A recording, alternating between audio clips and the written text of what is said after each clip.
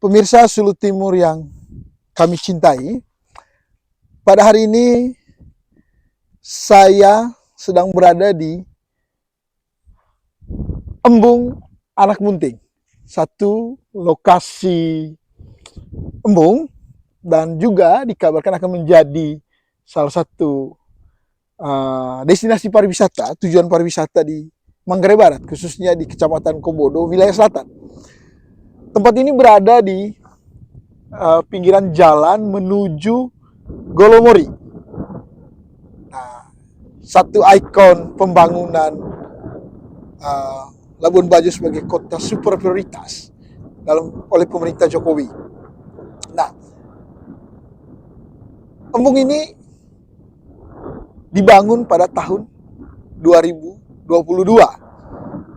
menjelang diselenggarakannya KTT ASEAN di Labuan Bajo. Namun sayang sampai hari ini bangunan ini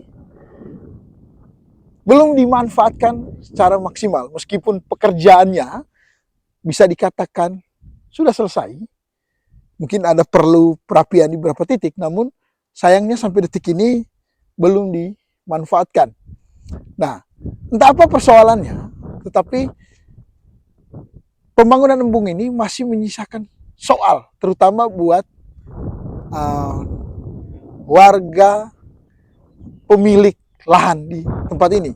Kabarnya hingga saat ini hak mereka belum dipenuhi oleh pemerintah.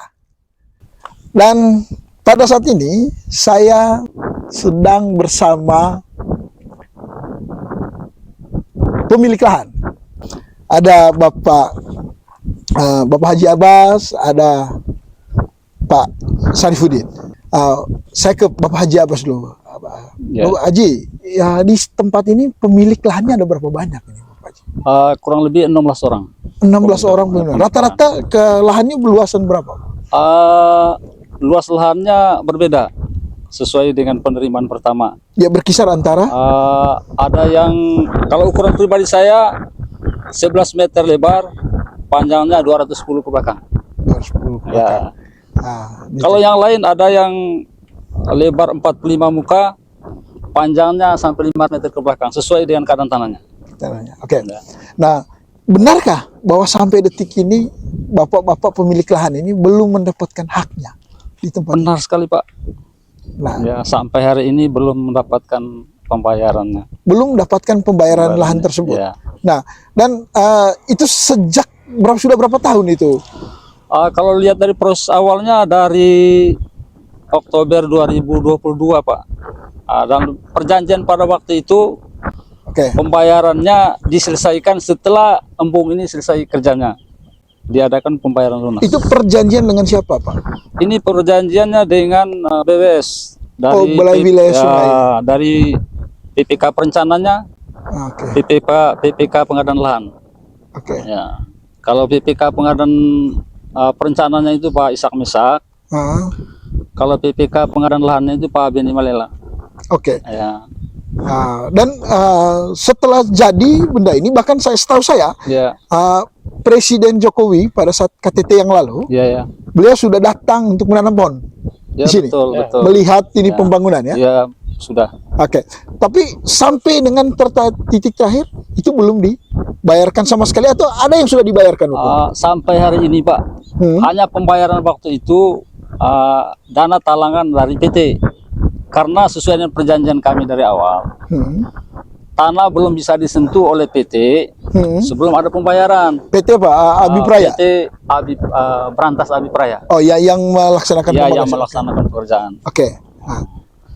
Akhirnya permintaan kami pada waktu itu, pembayaran sebelum mulai kerja pembayarannya 50%, dan setelah selesai kerja itu 50%. Tetapi setelah proses pada waktu itu, dari PPK perencana juga minta kebijakan. Karena PT tidak mampu untuk bayar 50% dari tanah yang ada. Sehingga kami pertimbangkan juga pada waktu itu. Sehingga pertimbangan kami dan permohonan pada waktu itu, kami mohon bahwa pembayarannya untuk yang di bawah 1 miliar nilai uangnya itu 25%. Sedangkan yang di atas 1 miliar itu 10%. 10% itu pencairan yang ditanggung oleh PT. Oke. Nah, untuk sementara ini 1 sen pun dana pemerintah ini belum terbayar, Pak. Belum terbayarkan Belum sama terbayar. sekali. Setelah pembayaran yang tahap pertama tadi itu. Tahap pertama. Oke. Lalu kira-kira apa alasan yang disampaikan oleh pihak pihak PPK ya? Pihak BBS. BBS. Ya. Yang kendala menurut mereka, Pak, karena proses ini harus diproses oleh BPN.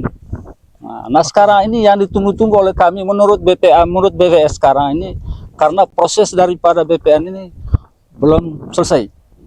Sampai hari ini ya. Bagaimana cara mereka menghitung awal, Bapak? Misalkan gini, Bapak misalnya dapat 1 miliar nih ganti ruginya. Itu berdasarkan luasan tanah per meter atau bagaimana? Per meter, Pak, per meter. Nah. Kesepakatannya itu harganya 350.000 per meter. Lalu yang mengukur pihak BPS? Yang mengukur pada waktu itu ada tim dari BBS. Yang namanya tim Larap. Itu yang mereka sampaikan kami. Sebelum pembangunan? Sebelum pembangunan, Pak. Sebelum sentuh barangnya, tanahnya diukur dulu. Oke. Sesuai dengan batas-batas per orang. Disitulah baru tahu bahwa miliknya 1 orang sekian ukurannya, milik 1 orang sekian. Sehingga terdapat hasil luas sementara pada waktu itu per orang sudah diketahui.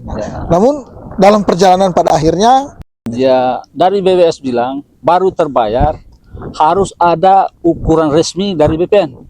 Kalau belum ada ukuran resmi dari BPN, berarti tanahnya belum terbayar. Sehingga sampai hari ini kami nunggu, Pak.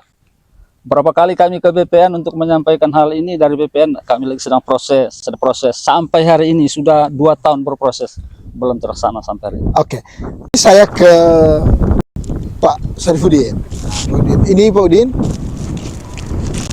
Ini kan tadi Pak Udin dengar ini Haji Abbas menyampaikan bahwa ini ada persoalan BPN ya. Nah, dan kabarnya Pak Sarifudin yang sering pernah berkomunikasi lah ya dengan pihak BPN. Kira-kira gimana itu Pak Udin? Oke Pak. Jadi ya pas kita berdiri ini, ini pas di tempat lokasi saya. Oh, ini tanahnya Pak Udin? Ini tanahnya saya. Nah, luasnya berapa nih Pak Udin? Luasnya hitungan awalnya itu 20.000 meter persegi.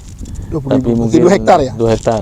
Tapi setelah dibangun, karena penjelasannya karena harus ada potong jalan, potong ini, itu buat kami tidak masalah Pak.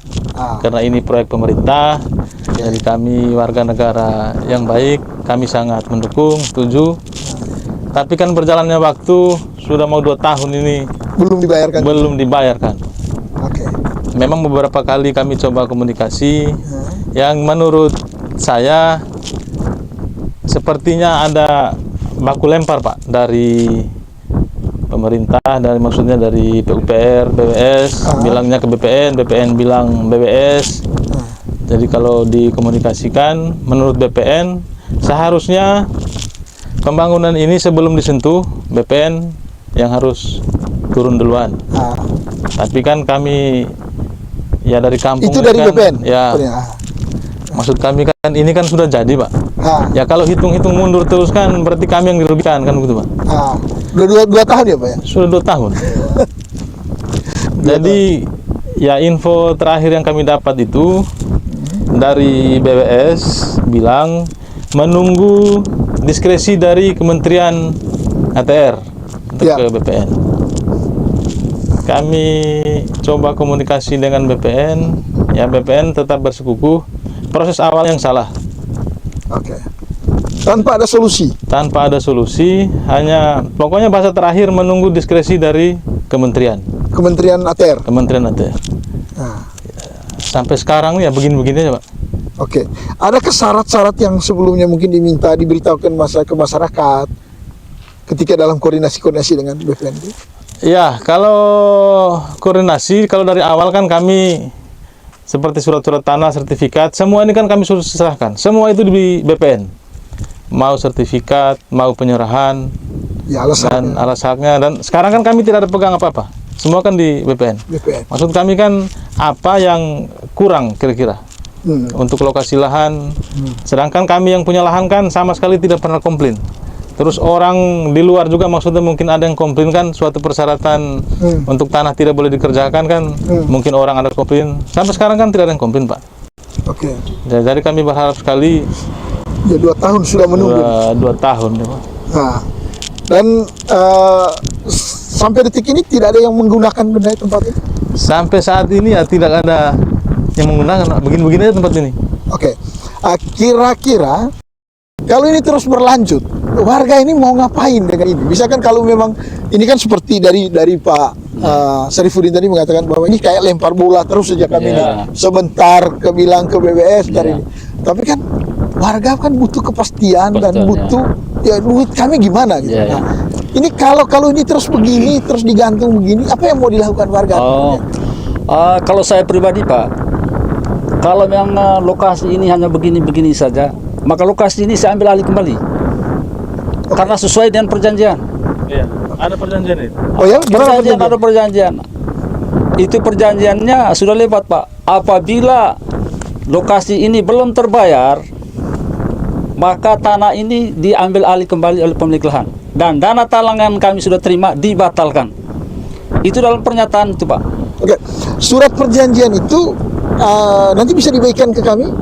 Bisa, Pak. Dan kami akan publish di media, Bisa, boleh? Pak. Oke. Dan harapan kami, Pak, kalau memang lokasi ini belum terbayar sampai akhir tahun ini, maka lokasi ini kami ambil alih kembali, Pak. Ambil kembali. Ya.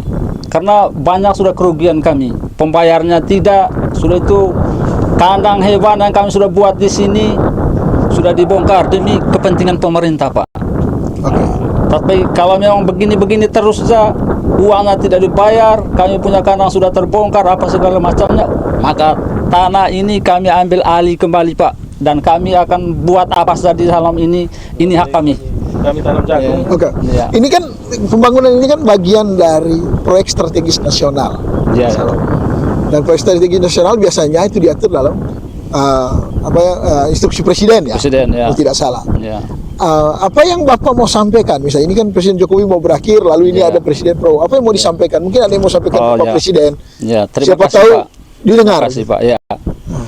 Kepada Bapak Presiden Joko Widodo, kami sangat mengharapkan bahwa lokasi kami punya ini segera dibayar sebelum masa berakhir jabatan Bapak. Ya, ini harapan kami, Pak. Kami ini masyarakat kecil, Pak, sangat-sangat membutuhkan sekali keuangan tentang lokasi yang kami sudah bicarakan dengan BBS.